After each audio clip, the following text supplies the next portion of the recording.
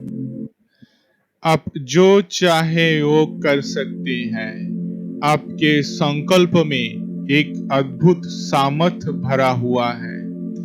आपके संकल्प शक्ति एक अमोघ अस्त्र है।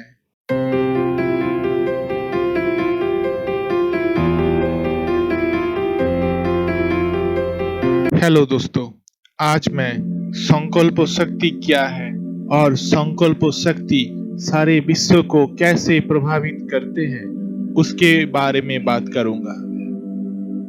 जब भी हम मन में कोई संकल्प उत्पन्न करते हैं तो वो संकल्प एनर्जी जनरेट करते हैं और वो एनर्जी वाइब्रेशन के रूप में सारे विश्व में फैलती है। इसलिए संकल्प को शक्ति या फिर एनर्जी भी कहा जाता है। सारे विश्व की मनुष्य के मन के साथ हमारा मन इंटरनेट की तरह जुड़ा हुआ है। जैसे हम गूगल में जब भी किसी चीज की संधान करते हैं, खोज करते हैं, तो गूगल अपने एल्गोरिदम के अनुसार उसी चीज की रिलेटेड सारी चीज हमारे सामने लेके आ जाता है।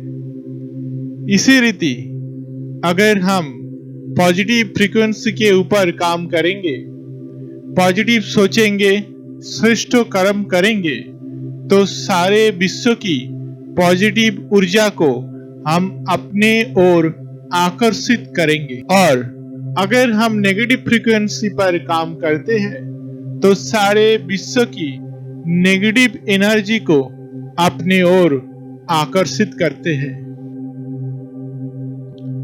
दोस्तों, बहुत सारे साइंटिफिक इन्वेंशन ऐसे हैं जो दो अलग अलग इन्वेंटर्स द्वारा दो अलग अलग स्थानों पर हुआ है, मगर लगभग एक ही समय में 1-2 साल के अंतराल में हुआ है। जैसे कि टेलीविजन का invention, microchip, automated teller machine, jet engine, periodic table, lightning rod, ये सभी दो अलग अलग साइंटिस्ट द्वारा इन्वेंट हुआ है, लगभग एक ही समय पर और अलग अलग स्थानों पे हुआ है। ये हुआ है क्योंकि हमारा मन आपस में इंटरनेट की तरह कनेक्ट है। इसलिए जब भी हम किसी चीज पर गहराई से सोचते हैं तो उस सोच की वाइब्रेशन, फ्रीक्वेंसी दूसरे को भी आकर्षित करते हैं। दोस्तों, 1995 में जापानी सूडो साइंटिस्ट डॉक्टर इमेटो मासारू ने वाटर सैंपल को लेकर कई सारे एक्सपेरिमेंट किए। शब्दों, ध्वनि, संकल्प, इमेजेस, रिलीजियस प्रेयर कैसे वाटर मॉलिक्यूल के क्रिस्टल स्ट्रक्चर को चेंज करता है उसको लेकर उन्होंने देखा कि भिन्न भिन्न शब्दों, ध्वनि, रिलीजियस प्रेयर, संकल्प, इमेजेस के कारण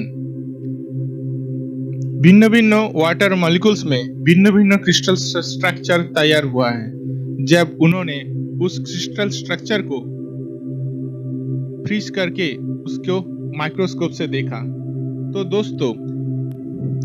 दोस्तों हमारी शरीर में 60% पानी होती है।